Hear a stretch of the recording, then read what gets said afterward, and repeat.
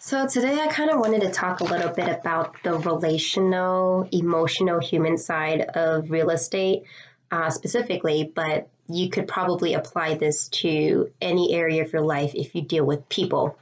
So if you have friends or family or coworkers, then you will probably relate to what I'm going to say.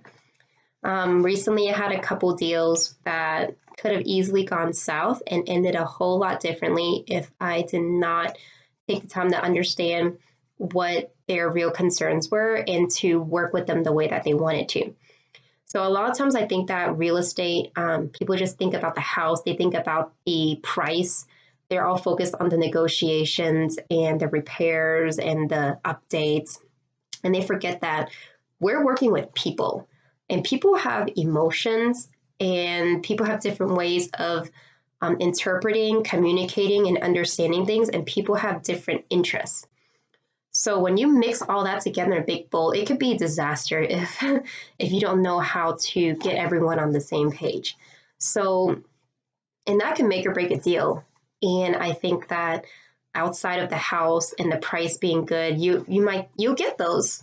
But every now and then too, you're gonna get the more emotional ones where you really need to dig your heels in and listen um, to what they're really trying to tell you and what their concerns are. And so I had a client recently who was ready to walk away from a deal, and we had spent 6 months designing this house. It was a new construction, and they put off closing, and the builders tried to enforce the closing clause, and they had a right to. But I could sense that he was ready to walk away and he was really aggravated. And so I had to really find out what is this that really, what's your real concern? What is it that you need? And I think sometimes it's just understanding that everyone has a different way of processing things and different way of communicating. And, um, and some people just can't be rushed. And I know it's kind of hard to see people who, you know, who are different from you or who process things differently from you. And it's easy to just say, "Oh, everyone thinks like that because that's what I would do." And and I think once he felt heard and he was able to share his concerns and we addressed them, that's when he was comfortable closing. And man, that was a miracle. We had another deal where there was a lot of details involved, contractors, dates, different invoice types, a lot of records and invoices.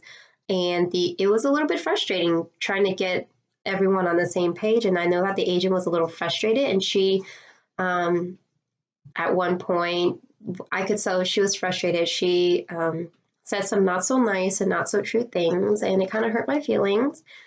And I had to be a little gracious because I understand it was a hard situation. And to be fair, she did later apologize, and I appreciated that. And I told her I'm sorry, I could have communicated better. But can you see how if your agent is pissed off, like that could be bad for you because all of a sudden you don't want to cooperate with the other party to try to work things out.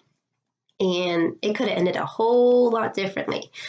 So, my point is if you are dealing with people at all in your day to day business life, try to remember like it's not always the product you're selling or your actual job title, but if there's a person on the other side, that person comes with emotions too. And it might be worth it to try to understand where that person's coming from, to hear them out, and to try to work with them towards a resolution and making them feel comfortable because that could make or break the deal.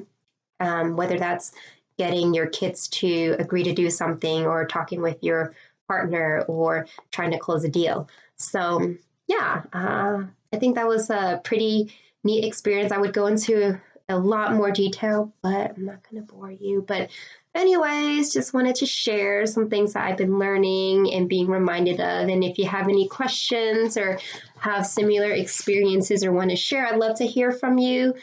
And we'll talk to you next time. Bye.